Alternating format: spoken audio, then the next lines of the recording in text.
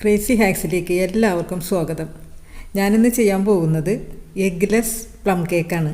അപ്പോൾ ക്രിസ്മസൊക്കെ വരികയല്ലേ, അപ്പോൾ നമുക്ക് നല്ലൊരു ഇതേപോലെ കാണാനും നമുക്ക് കഴിക്കാനും നല്ല സുന്ദരമായ ഈ ഒരു കേക്ക് നമുക്ക് എങ്ങനെയാണ് ഉണ്ടാക്കണമെന്ന് നോക്കാം. അപ്പോൾ നമുക്ക് വീഡിയോയിലേക്ക് പോകാം.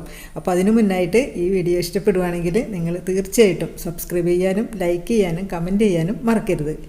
അപ്പോൾ നമുക്ക് തുടങ്ങാം. ആദ്യം നമുക്ക് പ്ലം കേക്കിനുള്ള പഞ്ചസാര ഒന്ന് കാരമലൈസ് ചെയ്തെടുക്കാം. അതിനായിട്ട് ഒരു കുഴിയുള്ള ഒരു കടായി വയ്ക്കാം. അപ്പോൾ കടായി ഒന്ന് ഒരു മീഡിയം ചൂടായി വരുമ്പോഴേക്കും നമുക്ക് അതിനകത്തേക്ക് ഒരു 2 ടീസ്പൂൺ പഞ്ചസാര ഇട്ട് കൊടുക്കാം. ഇനി നമുക്കിതിലേക്ക് ഒരു 1/2 ടീസ്പൂൺ മാത്രം വെള്ളം ഒഴിച്ച് കൊടുക്കാം. ഇനി ഇത് നമ്മൾ മിക്സ് ഒന്നും ചെയ്ത് കൊടുക്കണ്ട. ഏകദേശം ഒരു മിനിറ്റിനുള്ളിൽ ഇതൊരു ഗോൾഡൻ കളറായിട്ട് കിട്ടും. ഇപ്പം നല്ലൊരു ഗോൾഡൻ കളറായി വന്നിട്ടുണ്ട്. ഇത് ബ്രൗൺ കളറാവാൻ നിൽക്കരുത്. ബ്രൗൺ കളറായിട്ടുണ്ടെങ്കിൽ നമ്മളുടെ കേക്കിന് ഒരു കയ്പ്പ് രസം വരും.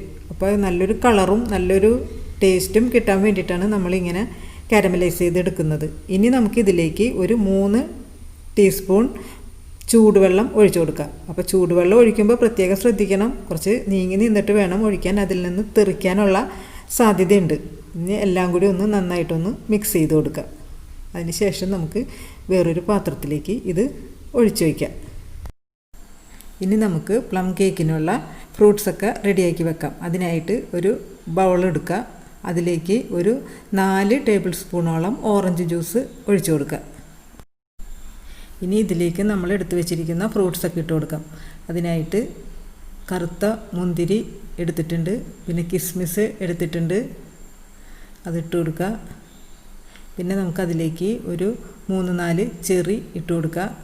പിന്നെ ടൂട്ടി ഫ്രൂട്ടി അത് ഒരു അല്പം, പിന്നെ ഒരു 4-5 ഡേറ്റ്സ് ഈന്തപ്പഴം ഇട്ട് കൊടുക്കുക. പിന്നെ ഒരു 4-5 എണ്ണം കാഷ്യൂ നട്ട് ഒന്ന് മുറിച്ച് ഇട്ട് കൊടുക്കുക. ഇപ്പോൾ ഇവിടെ ഞാൻ എടുത്തിരിക്കുന്ന ഈ ഫ്രൂട്ട്സ് എല്ലാം കൂടി മൊത്തത്തിൽ നോക്കുകയാണെങ്കിൽ ഒരു 3/4 ഗ്ലാസ്സോളം ഉണ്ടാവും. ഇനി നമുക്ക് അതിലേക്ക് നമ്മൾ എടുത്തു വെച്ചിരുന്ന കാരമലൈസ് ചെയ്ത ഷുഗറില്ലേ അതിനകത്തേക്ക് ഒഴിച്ചു കൊടുക്കുക. ഇനി ഇത് എല്ലാം കൂടി ചേർത്ത് നന്നായിട്ടൊന്ന് ഇളക്കി നമുക്ക് അവിടെ വയ്ക്കാം. പിന്നെ ഒരു കാര്യം പറയാൻ മറന്നുപോയി, നമ്മൾ ഇതിനകത്തേക്ക് ഇട്ട ഫ്രൂട്ട്സൊക്കെ നന്നായിട്ട് വാഷ് ചെയ്തതിന് ശേഷമാണ് നമ്മൾ ഇതിന് വേണ്ടി എടുത്തിരിക്കുന്നത്. അതൊന്ന് പ്രത്യേകം ഓർക്കുക. ഇനി നമുക്ക് കേക്കിന് വേണ്ട ബാറ്റർ തയ്യാറാക്കാം. അതിനായിട്ട് കുറച്ചൊരു വലിയ ഒരു ബൗൾ എടുക്കാം. ഇനി നമുക്ക് അതിലേക്ക് ഒരു 1/4 ഗ്ലാസ്സോളം പാലൊഴിച്ച് കൊടുക്കുക. 1/4 ഗ്ലാസ് മാത്രമേ ഇപ്പോൾ ഒഴിക്കാൻ പാടുള്ളൂ. പിന്നീട് നമുക്ക് ആവശ്യത്തിന് പിന്നീട് ചേർക്കാം. ഇനി ഇതിലേക്ക് നമ്മൾ ഒഴിക്കേണ്ടത് 2 ടീസ്പൂൺ ഓയിൽ, റിഫൈൻഡ് ഓയിൽ. വെളിച്ചെണ്ണ ഒഴിക്കരുത്. പിന്നെ അതിന് പകരമായിട്ട് നിങ്ങൾക്ക് ബട്ടർ ഇഷ്ടമാണെന്നുണ്ടെങ്കിൽ ബട്ടർ ആഡ് ചെയ്ത് കൊടുക്കാം. പിന്നെ നമുക്കിതിനകത്തേക്ക് ചേർക്കേണ്ടത് ഒരു 1/4 ടീസ്പൂൺ അളവിൽ വാനില എസൻസ്. ഇനി നമുക്കിതിലേക്ക് ചേർക്കേണ്ടത് ഈ ഒരളവിലുള്ള കറുവപ്പട്ടയും ഒരു 10-15 ഗ്രാമ്പൂ, ഒരു 10-12ഓളം ഏലക്കായുടെ സീഡും. ഏലക്കായുടെ തൊണ്ട് ഇടരുത്. അപ്പോൾ ഇത് മാത്രമായിട്ട് നമുക്ക് പൊടിച്ചെടുക്കാനായിട്ട് മിക്സിയിൽ പൊടിച്ചെടുക്കാനായിട്ട് ഇത്തിരി ബുദ്ധിമുട്ടാണ്. അപ്പോൾ നമ്മൾ ഒരല്പം പഞ്ചസാര ചേർത്ത് ഇവിടെ ഞാൻ പൊടിച്ചെടുത്തിട്ടുണ്ട്. അപ്പോൾ ഇത് നമുക്ക് ഇതിനകത്തേക്ക് ഇട്ട് കൊടുക്കാം. ഇനി ഇതിലേക്ക് ചേർക്കുന്നത് 1 ടീസ്പൂൺ പൗഡർഡ് ഷുഗറാണ്.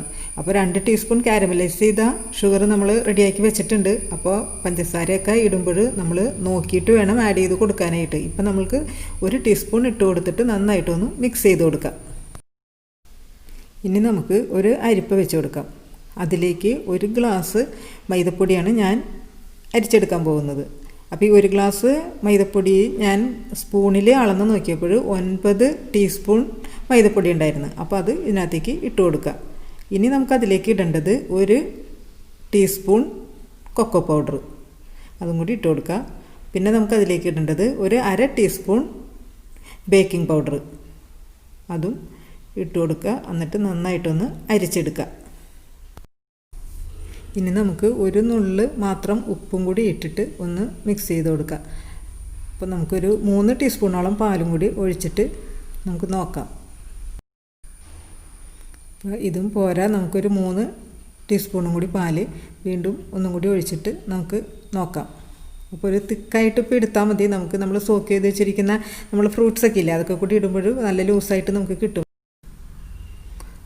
പാല് പോരാതെ വരും, നമുക്ക് അല്പം കൂടി ഒഴിച്ചു കൊടുക്കാം. അപ്പോൾ ഒരു 3 ടീസ്പൂണോളം വീണ്ടും നമ്മളിപ്പോൾ ഒഴിച്ചിട്ടുണ്ട്. ഇപ്പോൾ മൊത്തത്തിൽ ഒരു അര ഗ്ലാസ്സോളം പാൽ ഒഴിച്ചിട്ടുണ്ട്. ഒരു അര ഗ്ലാസ്സിലും ഒരു ടീസ്പൂണും കൂടി കൂടുതൽ ആയിട്ട് നമ്മളിപ്പോൾ പാലിനകത്തേക്ക് കൂടി ചേർത്തിട്ടുണ്ട്. അപ്പോൾ അതുകൊണ്ട് വളരെ ശ്രദ്ധിച്ച് വേണം നമ്മൾ പാല് ചേർക്കാൻ വേണ്ടിയിട്ട്. അപ്പോൾ ഇനി പാലിന് നമുക്ക് ചേർക്കേണ്ട വരില്ല. ഇതേപോലെ ഒരു തിക്കായിട്ടുള്ളൊരു കൺസിസ്റ്റൻസി എടുത്താൽ മാത്രമേ നമ്മൾ ഇനി ഇതിനകത്തേക്ക് ഫ്രൂട്ട്സും ഒക്കെ നമ്മളുടെ ഓറഞ്ച് ജ്യൂസൊക്കെ ചേർന്ന ഫ്രൂട്ട്സ് ഇല്ലേ, അതിനകത്തേക്ക് കൂടി ആഡ് ചെയ്യുമ്പോൾ ഇത് കറക്റ്റായിട്ട് വരും.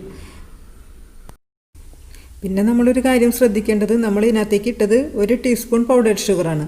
പിന്നെ നമ്മൾ 2 ടീസ്പൂൺ പഞ്ചസാര കാരമലൈസ് ചെയ്തതും കൂടി ചേർത്ത് 3 ടീസ്പൂണാണ് ആകെ നമ്മൾ പഞ്ചസാര ഇതിനകത്തേക്ക് ആഡ് ചെയ്തത്. അപ്പോൾ മധുരമൊക്കെ ഓരോരുത്തരുടെ ഇഷ്ടം അനുസരിച്ച് ശ്രദ്ധിച്ച് ചെയ്യാം. നമ്മൾ ആദ്യം തന്നെ ഒരുപാട് പഞ്ചസാരയൊക്കെ കൂടുതൽ ഇട്ടിട്ടുണ്ടെങ്കിൽ പിന്നെ നമുക്ക് ഒന്നും ചെയ്യാൻ പറ്റില്ല. അപ്പോൾ അതൊക്കെ ഒന്ന് ശ്രദ്ധിക്കാം. ഇനി നമുക്ക് ഈ സോക്ക് ചെയ്ത് വെച്ചിരുന്ന ഈ ഫ്രൂട്ട്സും നട്ട്സും ഒക്കെ നമ്മൾ ഈ തിക്ക് ബാറ്ററിലേക്ക് ആ വെള്ളത്തോടു കൂടി തന്നെ അങ്ങോട്ട് ഇട്ട് കൊടുക്കുക. ഇനി ഇത് എല്ലാം കൂടി ചേർത്തിട്ട് നന്നായിട്ട് അങ്ങോട്ട് മിക്സ് ചെയ്ത് കൊടുക്കുക. മിക്സ് ചെയ്യുമ്പോൾ പ്രത്യേകം ശ്രദ്ധിക്കുക, നമ്മളൊരു യൂണി ഡയറക്ഷനിൽ സ്ലോവിൽ മിക്സ് ചെയ്ത് കൊടുക്കുക. നമ്മൾ ആ തിക്ക് ബാറ്ററാക്കി വെച്ചത് കൊണ്ടാണ് നമ്മൾ ഇതിനകത്തേക്ക് ആ ഓറഞ്ച് ജ്യൂസും ആ കാരമൽ ഷുഗറും ഒക്കെ ചേർന്നപ്പോൾ കുറച്ചും കൂടി വെള്ളം കൂടി വന്ന്, അപ്പോഴാണ് ഇത് കറക്റ്റ് കൺസിസ്റ്റൻസി ആയത്. അപ്പോൾ അതുകൊണ്ടാണ് പ്രത്യേകം നിങ്ങൾ ആദ്യം പാലൊഴിക്കുമ്പോൾ ശ്രദ്ധിക്കണമെന്ന് പറഞ്ഞത്. അപ്പോൾ നിങ്ങൾ എടുക്കുന്ന ബാറ്ററിൽ ഒരല്പം വെള്ളം ചേർന്ന് കൂടിപ്പോയി എന്ന് ഓർത്ത് ടെൻഷൻ അടിക്കേണ്ട ആവശ്യമില്ല. നമ്മളൊരല്പം കൂടി മൈദപ്പൊടി ഇതിനകത്തേക്ക് കൂടി ആഡ് ചെയ്ത് കൊടുത്താൽ മതി. അപ്പോൾ അത് കറക്റ്റായി കിട്ടും. എന്നാലും ഒന്ന് ആദ്യമേ ശ്രദ്ധിച്ച് ചെയ്താൽ കുറച്ചുകൂടി നല്ലതാണ്. അപ്പോൾ ഈ ഒരു കൺസിസ്റ്റൻസിയിൽ നമ്മളുടെ ബാറ്റർ റെഡിയാക്കി നീക്കി വയ്ക്കാം. ഇനി നമുക്കിത് ബേക്ക് ചെയ്തെടുക്കാനുള്ള മോൾഡ് റെഡിയാക്കി എടുക്കാം. അതിനായിട്ട് ഇതുപോലൊരു പാത്രത്തിൽ ഒരല്പം ഓയിലോ ബട്ടറോ ഒന്ന് ഒഴിച്ചിട്ട് ഒരു ബ്രഷ് ഉപയോഗിച്ച് ഒന്ന് അതിൻ്റെ വശങ്ങളിലൊക്കെ ഒന്ന് ആക്കി കൊടുക്കുക. എന്നിട്ട് ഇതേപോലൊരു ബട്ടർ പേപ്പർ ഉണ്ടെങ്കിൽ വെച്ച് കൊടുത്താൽ മതി. അതിനുശേഷം അതിൻ്റെ മേലെയും ആ ഓയിലൊന്ന് സ്പ്രെഡ് ചെയ്ത് കൊടുക്കുക. പിന്നെ നമുക്ക് വശങ്ങളിലും ഒരു ബട്ടർ പേപ്പർ കുറച്ച് ഉയരത്തിൽ വെച്ച് കൊടുത്തു. അപ്പോൾ നമ്മളിതിനകത്തേക്ക് ഒഴിക്കുന്ന ഇത് ചിലപ്പോൾ പെട്ടെന്ന് പൊങ്ങി പോകുകയാണെങ്കിലും അതിന് കുഴപ്പമുണ്ടാവില്ല. ഇനി നമുക്ക് നമ്മുടെ ബാറ്റർ ഒന്നും കൂടി ഒന്ന് മിക്സ് ചെയ്തതിന് ശേഷം നമുക്ക് ഈ മോൾഡിലേക്ക് ഇത് ഒഴിച്ചു കൊടുക്കാം. അതിനുശേഷം നമുക്ക് ഈ സ്പാച്ചിൽ വെച്ചിട്ട് ഒന്ന് ആ മോൾഡിലൊക്കെ ഒന്ന് ലെവൽ ചെയ്ത് കൊടുക്കാം. പിന്നെ ഒന്ന് നന്നായിട്ടൊന്ന് തട്ടി കൊടുക്കുക. അപ്പോൾ ആ എയർ ബബിൾസൊക്കെ ഉണ്ടെങ്കിൽ അതൊന്ന് പോകാൻ വേണ്ടിയിട്ടാണ്. ഇനി നമുക്ക് കേക്ക് ഉണ്ടാക്കാൻ വേണ്ടിയിട്ട് ഒരു കുക്കർ തന്നെ വേണമെന്നില്ല, നല്ല അടി കട്ടിയുള്ള ഏതൊരു പാത്രത്തിലും വല്ല ചീനച്ചട്ടിയോ എന്താണെങ്കിലും നമുക്ക് അതിനകത്ത് കേക്ക് ഉണ്ടാക്കിയെടുക്കാൻ പറ്റും. ഞാനിപ്പോൾ ഇവിടെ കുക്കറിലാണ് ഉണ്ടാക്കണമെന്ന് മാത്രം. അപ്പോൾ അതിൻ്റെ അകത്തേക്ക് ചൂടായതിന് ശേഷം ഇതുപോലൊരു റിങ് വെച്ച് കൊടുക്കാം. അതിൻ്റെ മുകളിലേക്ക് ഈ മോൾഡും വെച്ച് കൊടുക്കുക. ഒരു ഗ്ലൗസ് എന്തെങ്കിലും ഇട്ടിട്ട് വെച്ച് കൊടുക്കാൻ പ്രത്യേകം ശ്രദ്ധിക്കണം. അതിന് ശേഷം നമുക്ക് കുക്കർ അടക്കാം. ഇപ്പോൾ ഇതിൻ്റെ മുകളിലേക്ക് ഡെക്കറേറ്റ് ഒന്നും ചെയ്തിട്ടില്ല. അതൊരു 5 മിനിറ്റ് കഴിഞ്ഞതിന് ശേഷം ഞാനൊന്ന് തുറന്നിട്ട് അത് ചെയ്യുള്ളൂ. അല്ലെങ്കിൽ പെട്ടെന്ന് അതിൻ്റെ നട്ട്സൊക്കെ താഴ്ന്നു പോകാനുള്ള ഒരു സാധ്യതയുണ്ട്. പിന്നെ നമ്മൾ ഈ കുക്കർ അടച്ചപ്പോഴും ഇതിൻ്റെ വെയിറ്റും ഇതിൻ്റെ വാഷറും നമ്മൾ ഇട്ടിട്ടില്ല. അത് പ്രത്യേകം ശ്രദ്ധിക്കണം. അതില്ലാതെ വേണം നമ്മളത് അടച്ചു കൊടുക്കാനായിട്ട്. ഇനി നമ്മളിത് ഒരു ലോ ഫ്ലെയിമിലിട്ട് ഒരു 30 മിനിറ്റിന് 45 മിനിറ്റിനുള്ളിൽ നമുക്കിത് കുക്കായി കിട്ടും. അപ്പോൾ ഒരു 5 മിനിറ്റ് കഴിഞ്ഞതിന് ശേഷം ഞാനൊന്ന് ഇതിനകത്ത് ഗാർണിഷ് ചെയ്യാൻ വേണ്ടി ഒന്ന് തുറക്കും. അപ്പോൾ നമ്മൾ ബേക്ക് ചെയ്യാൻ വെച്ചിട്ട് ഒരു 5 മിനിറ്റ് ആയിട്ടുണ്ട്. ഞാനപ്പോൾ കുക്കറൊന്ന് തുറന്നിട്ട് ഒന്ന് കുറച്ച് കാഷ്യൂനട്ടും കുറച്ച് ഉണക്കമുന്തിരിയും ഒന്ന് ഗാർണിഷ് ചെയ്ത് കൊടുക്കുന്നുണ്ട്. അതിന് ശേഷം വീണ്ടും കുക്കർ അടച്ചിട്ട് ഒരു 30 മിനിറ്റിന് ശേഷം നമുക്ക് വന്ന് നോക്കാം. ഇപ്പോൾ നമ്മുടെ കേക്ക് ബേക്ക് ചെയ്യാൻ വെച്ചിട്ട് ഇപ്പോൾ ഒരു 40 മിനിറ്റായി. അപ്പോൾ ഒരു 30 മിനിറ്റിൽ വന്ന് നോക്കിയപ്പോൾ ആയിട്ടുണ്ടായിരുന്നില്ല. അപ്പോൾ നമുക്കൊന്ന് കൂടി തുറന്ന് നോക്കിയിട്ട് നമുക്കൊന്ന് ഒരു കത്തി വെച്ചിട്ട് ഒന്ന് നോക്കുമ്പോൾ ഇതേപോലെ ക്ലിയറായി കിട്ടണം. അതാണ് അതിൻ്റെ കുക്കിംഗ് ടൈം. ഇനി നമുക്ക് നമ്മുടെ പ്ലം കേക്ക് എടുത്ത് ചൂടാറാൻ വയ്ക്കാം. കണ്ടോ നമ്മുടെ പ്ലം കേക്ക് എന്തൊരു ഭംഗിയല്ലേ കാണാനായിട്ട്. കാണുമ്പോൾ തന്നെ അങ്ങോട്ട് കഴിക്കാനാണ് തോന്നുന്നത്. അടിപൊളിയായിട്ട് കിട്ടിയിട്ടുണ്ട്.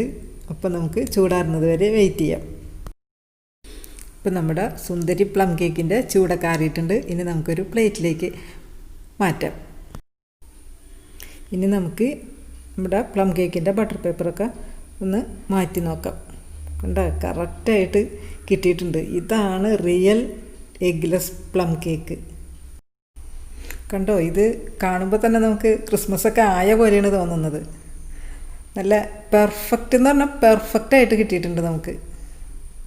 ഇനി നമുക്കിതൊന്ന് കട്ട് ചെയ്തും കൂടി നോക്കാം. അതിൻ്റെ സ്ട്രക്ചർ നമുക്കൊന്ന് അറിയണ്ടേ. കത്തി വെച്ചിട്ട് സ്പോഞ്ചും അല്ല, അതിനേക്കാളും വളരെ സോഫ്റ്റായിട്ടുള്ള നല്ല ഒരു ഫ്ലഫി പോലെ ഇരിക്കുന്ന കേക്ക്. നമ്മൾ ബേക്കറിയിൽ നിന്ന് മേടിക്കുന്ന കേക്ക് മാറി നിൽക്കും. അത്രയ്ക്കും പെർഫെക്റ്റ് എന്ന് പറഞ്ഞാൽ അത്രയ്ക്കും പെർഫെക്റ്റ്. ഇതിങ്ങോട്ട് എടുത്തിട്ട് നമുക്കങ്ങോട്ട് വായിലേക്ക് വെച്ചിട്ടുണ്ടല്ല, ശരിക്കും പറഞ്ഞാൽ അങ്ങോട്ട് അലിഞ്ഞു പോകുന്നു. ഈ പ്ലം കേക്കിൻ്റെ സോഫ്റ്റ്നെസ്സൊക്കെ അറിയണമെങ്കിൽ നിങ്ങൾ ഉണ്ടാക്കി തന്നെ നോക്കണം. അപ്പോഴേ നിങ്ങൾക്കറിയാൻ പറ്റുള്ളൂ ഞാൻ പറയുന്നതിൻ്റെ അത് കറക്റ്റാണെന്നുള്ളത്. അതുകൊണ്ട് നിങ്ങളെല്ലാവരും വേഗം തന്നെ ഇത് ഉണ്ടാക്കി നോക്കുക. ക്രിസ്മസൊക്കെ ആയി വരെയാണ്. അപ്പോൾ ആവാൻ നിൽക്കണ്ട, അതിന് മുന്നേ തന്നെ നിങ്ങൾ ഇത് ഉണ്ടാക്കി നോക്കുക. എന്നിട്ട് നിങ്ങളതിൻ്റെ ഫീഡ്ബാക്ക് എന്നെ അറിയിക്കണം. അപ്പോൾ എല്ലാവർക്കും ഹാപ്പി ക്രിസ്മസ് ഞാൻ പറയുകയാണ്. അപ്പോൾ ക്രിസ്മസിന് എല്ലാവരും ഈ കേക്ക് ഉണ്ടാക്കി നോക്കുക. ക്രിസ്മസിനൊക്കെ ഉണ്ടാക്കാൻ പറ്റിയ നല്ലൊരു അടിപൊളി കേക്കാണിത്. അപ്പോൾ എല്ലാവർക്കും ഈ വീഡിയോ ഇഷ്ടപ്പെട്ടെന്ന് കരുതുന്നു. ഇഷ്ടപ്പെടുകയാണെങ്കിൽ ഉറപ്പായിട്ടും സബ്സ്ക്രൈബ് ചെയ്യാനും ലൈക്ക് ചെയ്യാനും കമൻറ്റ് ചെയ്യാനും മറക്കരുത്. അപ്പോൾ നമുക്ക് നല്ലൊരു വീഡിയോ ആയിട്ട് വീണ്ടും കാണാം. അതുവരേക്കും എല്ലാവരും ഹാപ്പി ആയിട്ടിരിക്കുക. ടാറ്റാ.